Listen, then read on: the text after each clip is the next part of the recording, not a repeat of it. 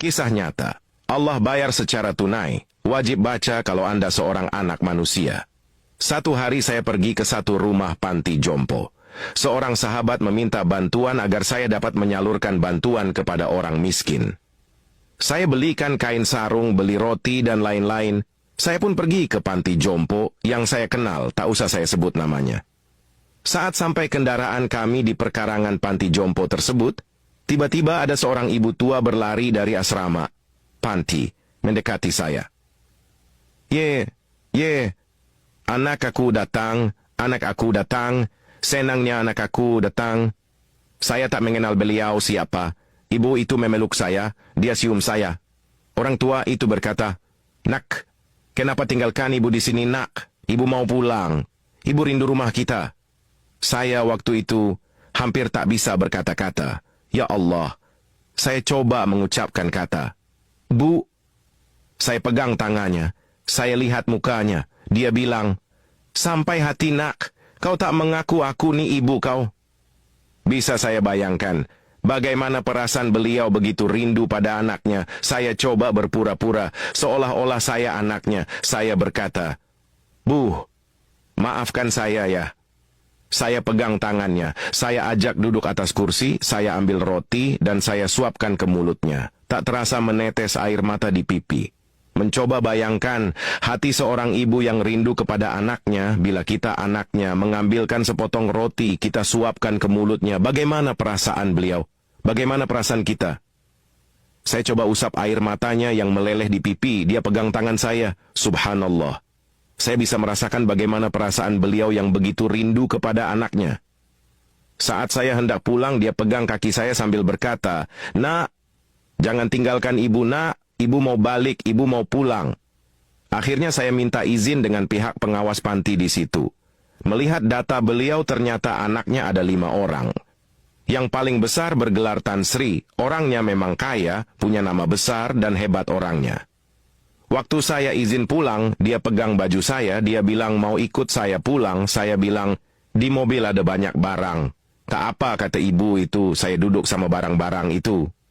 Akhirnya saya izin ke pengelola panti untuk membawa ibu itu selama 5 hari saja. Pulang ke rumah saya, sholat subuh saya jadi imam, dia makmum di belakang. Saya baca doa, saya tengok air mata beliau jatuh. Selesai doa, saya salami beliau, saya cium tangannya, saya bilang, "Bu, maafkan saya ya. Waktu itu, saya tak membayangkan kalau ibu saya sudah meninggal, tapi saya bayangkan ibu ini adalah ibu saya, sebab dia rindu pada anak-anaknya." Di hari ketiga di rumah saya, waktu sholat Isya, selesai doa saya salami beliau, dia lapisi tangannya dengan kain mukenannya, dia salam. Saya bilang, "Bu, kenapa ibu lapisi tangan ibu? 2 hari lalu ibu salam, ibu tak lapisi tangan ibu dengan saya. Kenapa hari ini ibu lapisi tangan?" Dia bilang, "Ustaz, kau bukan anak saya kan?" Subhanallah. Tiba-tiba dia sebut nama saya Ustaz. Saya bilang, "Kenapa ibu panggil saya Ustaz? Saya anak ibu." Dia berkata, "Bukan. Kalau anak saya dia tak akan seperti ini. Kalau anak saya dia tak akan jadi imam saya. Kalau anak saya dia tak akan suap saya makan." Bayangkan sahabat-sahabat, bagaimana perasaan ibu ini. Spontan saya pegang dia, saya peluk dia, saya menangis. Saya bilang, "Bu, walaupun bukan ibu saya, tapi saya sayang ibu seperti ibu saya." Saya pegang tangan ibu ini. Walaupun bukan ibu saya, tapi saya tahu hatinya sangat rindu dekat dengan anaknya. Waktu itu saya pandang wajahnya, saya bilang, "Bu, walaupun ibu saya telah tiada, tapi ibu boleh ganti menjadi ibu saya. Ibu duduklah di sini."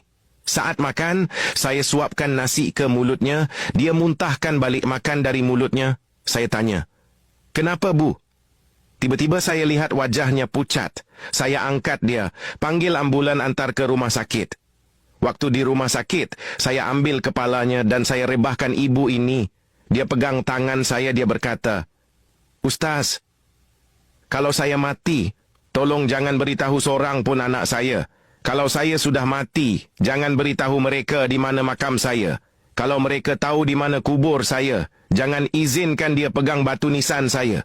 Saya pegang beliau, saya berkata, Bu, jangan ngomong seperti itu, Bu. Istri saya menangis di sebelah, anak saya menangis di sebelah memegang dia. Kami pegang dia. Bu, jangan ngomong seperti itu, Bu.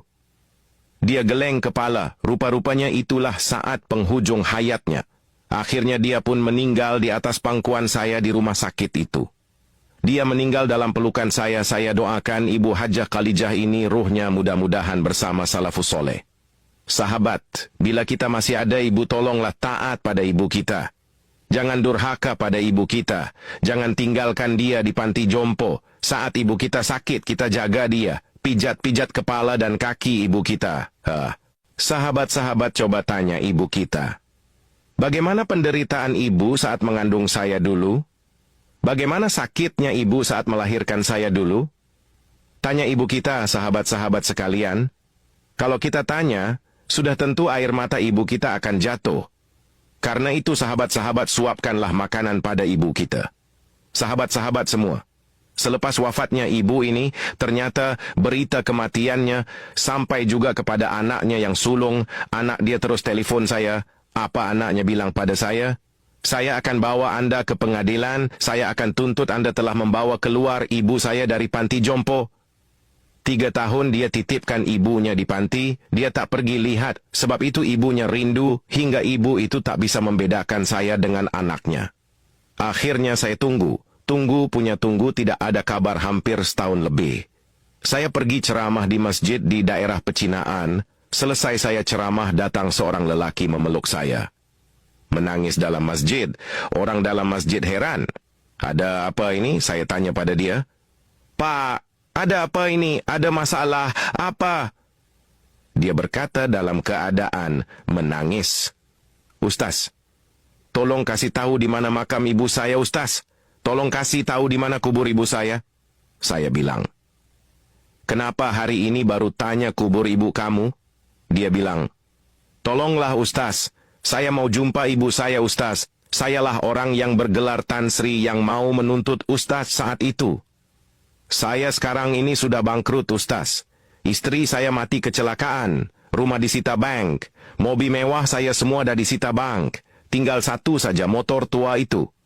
Saya berkata, saya bisa tunjukkan makam ibu kamu. Tapi dengan satu syarat, kamu jangan pegang batu nisan ibu kamu.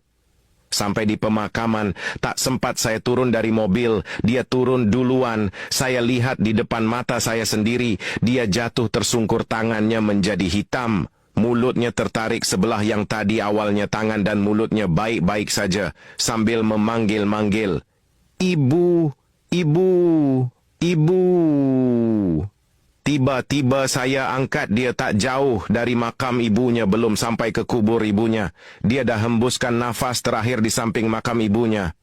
Allahu Akbar rakhir, mengucap panjang saya. Allah Subhanahu wa Ta'ala tunjukkan kepada saya di kehidupan ini balasan anak yang durhaka pada ibu dan ayahnya.